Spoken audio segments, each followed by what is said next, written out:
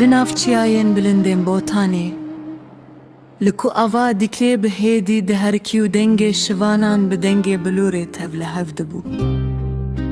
Gundekî piçûk hebû, mirovên wê gundê bi rûmet, mêvan perwer û dilpak bû. Di wê gundê de keçikek bi navê Filîte dijiya Filîte bedewiya xwe bi xem û rezdariyê dixemiland. Çavên wê reş wek şeva bêhêv bûn, porê wê dirêj û reş wek şevên. Botanê bû dengê wê nerm bû, lê dilê wê ji keviran jî bihêztir bû. Bavê Filîte serokê malbatê bû, wî her tim ji keça xwe re digot. Rûmeta mirovan ji zêr û periyê qîmettir e. Filîte bi van gotinan mezin bû, ew ji zaroktiya xwe ve hezkirî bû. Bû kesekê neêşîne û ne xıyanetê bike. Di heman demê de li gundekî din ciwanekî bi navê Koto dijiya.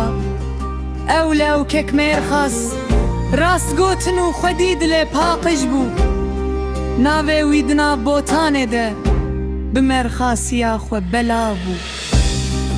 Rojekê dema mirov ji bo bazara cizîrê diçû. Filîte û Koto yekencan bi serkeya kev rastî hev hatin. Neaxaftinek dirêj bû ne jî peyvek gelek, tenê çavên wan li hev ketin.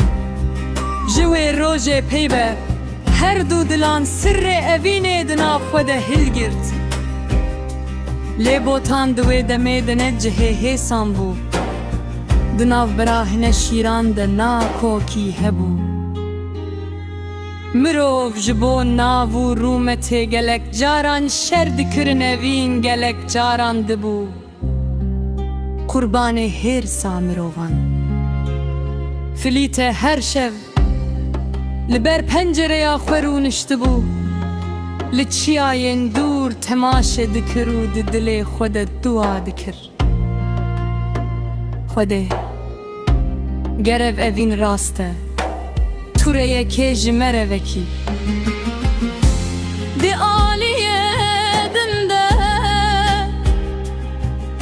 Koto jî li ser zozanan demaz diçerand. Her tim navê Filîte dilê xwe de dibêje. Ew dizanibû kurêya evîne ne hêsan e. Lê biryar dabû ku heta dewiyê li ser soza xwe bimîne. Berdewamê Filîte Koto beşahî ji agirê evînê. Roj û meh derbas dibûn evîna Filîte û Koto her roj di dilê wan de mezintir dibû. Her çend gelek caran hev nedîtin jî, hêviya wan qet tunê nebû. Rojekê Koto bi bavê xwe re çû bazara cizîrê li wir dîsa Filîte dît. Di nav mirovan de tenê çend çirkeyan çav li hev kirin. Lê ew çend çirke ji wan re wek salan bûn. Di şevê de Koto ji hevalê xwe re got. Ez dixwazim Filîte bi rêya rast û rûmetê bixwazim evîn be rûmet ne evîne. Lê hevalê wî bersiv da. Koto, tu dizanî ku navbera malbatan nakokî heye, ev rê ne hêsan e. Koto got, ger rê hêsan bûya, navê evînê lê nedihat gotin.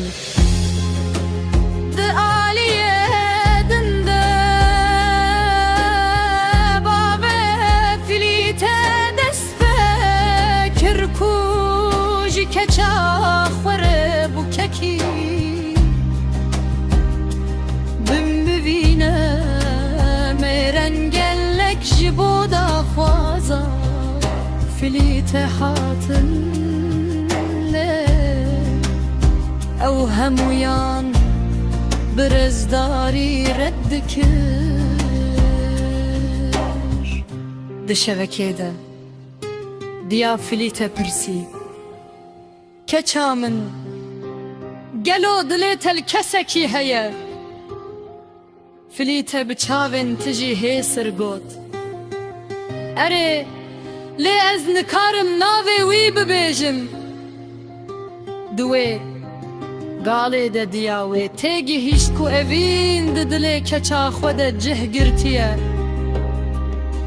دناه برا شیران ده جی گوته گوت زیده دبون هن کسان ناوی کتو فلیته به هفر دهینان او گوته گوتان گهشتن گوه سروکن شیران روژه که باوی کتو گازی کره خوکرو گوت کره من از دبینم کدلی تل کچک مایه لی بیر نکه کروم تا مالبات گرینگه کتو بسر بلندی برسفده باغا از اتروم خمالبتی ناشکلم بس کنه بفازم بریا راستور نبستور آوا فلیته بخوازم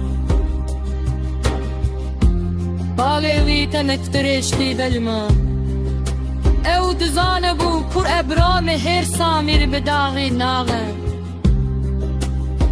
جوی روژه و کبه اوی بریار دا تو پنشی برستی و کارین هر را مالبتان میاخنه لید بودی ایویه آگره لاکو چیلانجیو هیدی هیدی هچی بودی